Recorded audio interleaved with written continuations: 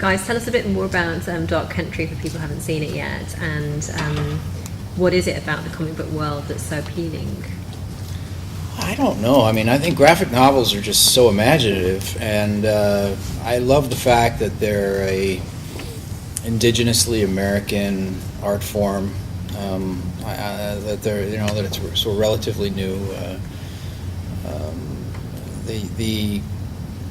The paper canvas is it's as imaginative as you want to get. I mean, any kind of story you can tell, you can do through comics. You can, the Bad Planet story that we did, if you did that as a movie, it would be a $400 million film, and there are novels with pictures. They can be poetry, they can be sublime, they can tell small, intimate stories, or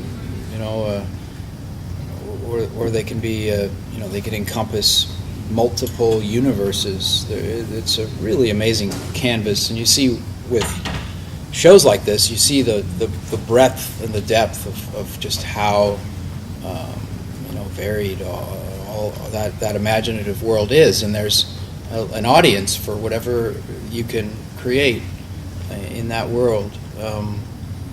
It's very specific, it's there's so many different styles of art, from Frank Miller to Wally Wood,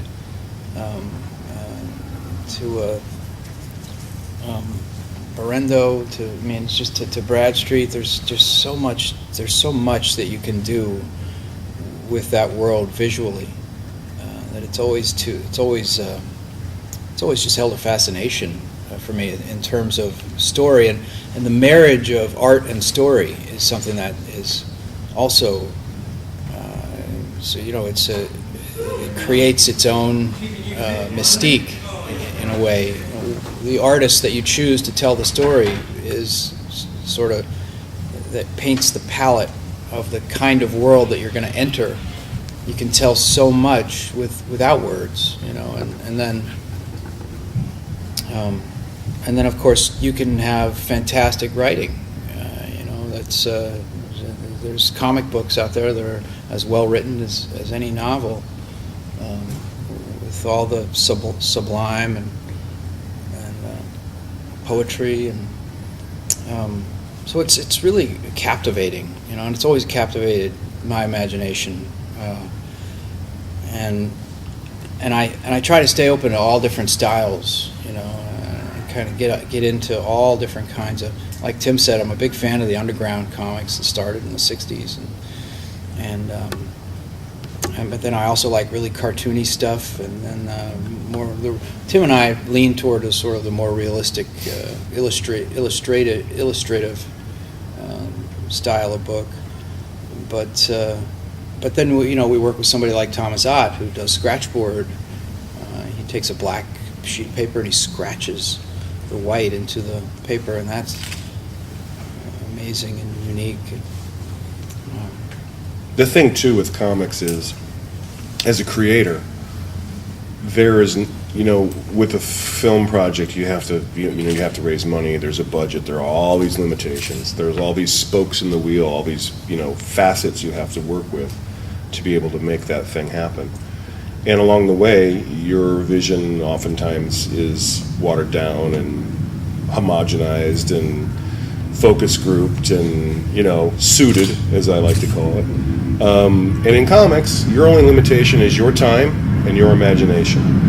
And it's like Tom said, you can do a small, intimate story that if you were, and very often if I do sequential, I stage it as a play and I photograph it, and then I work from those photos to create the stylized artwork. And that can be a bit of a production.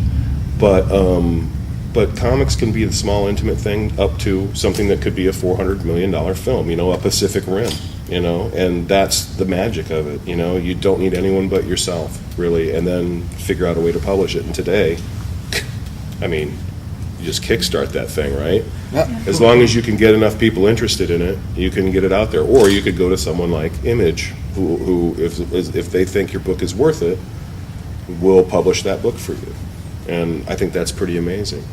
Well, you're also working with a lot of different artists, even if you're making a book, and then that way it's a great practice for movies, because you're still working with a colorist and a letterer and the penciler and the inker and the printer, and all those things have corollaries to film. And if you're organizing all of that, you're working with all these different people to bring a specific vision to life. And I think it's great practice for making movies. Yeah, there's no great stretch there. You're doing the same thing in a different venue. So for me, it's great training as a director. Tim and I are working on a couple of movies too. And I wrote a Western last year. We're going to hopefully shoot it in the spring. But that experience in getting into films is just a direct result of working on these comics and sort of learning the ropes that way.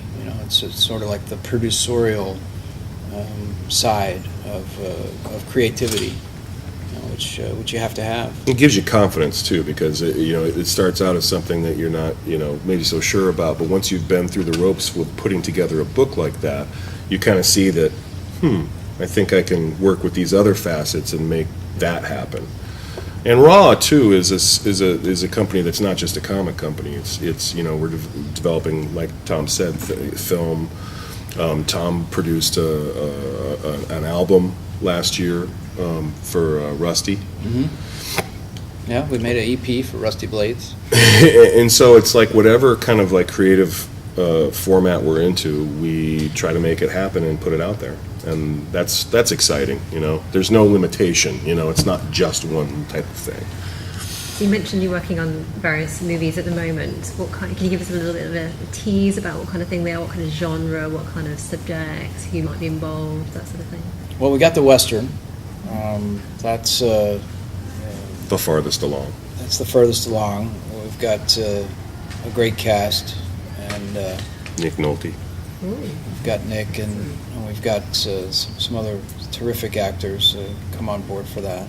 And we're working on our other project is sort of a hard-boiled kind of in the vein of the old Donald Westlake novels.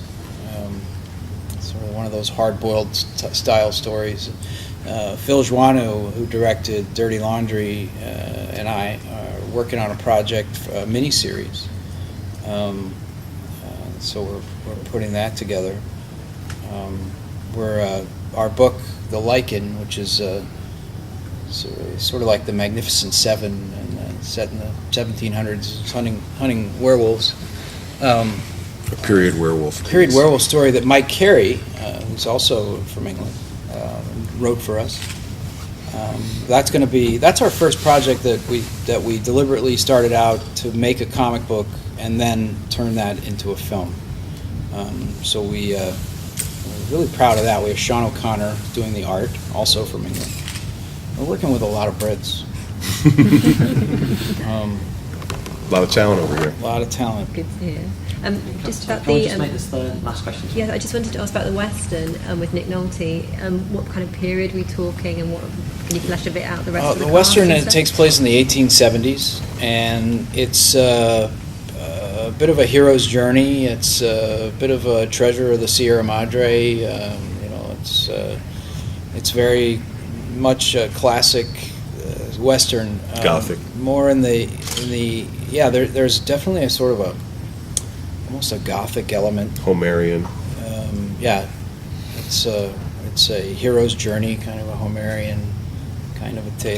There's a lot of little elements in it that make it it's a mythical kind of experience, a road picture kind of, if you will, a saddle picture. There's with treasure, some great characters. Indians and buried treasure. And do you have a title for that? It's called A Magnificent Death from a Shattered Hand. Wow.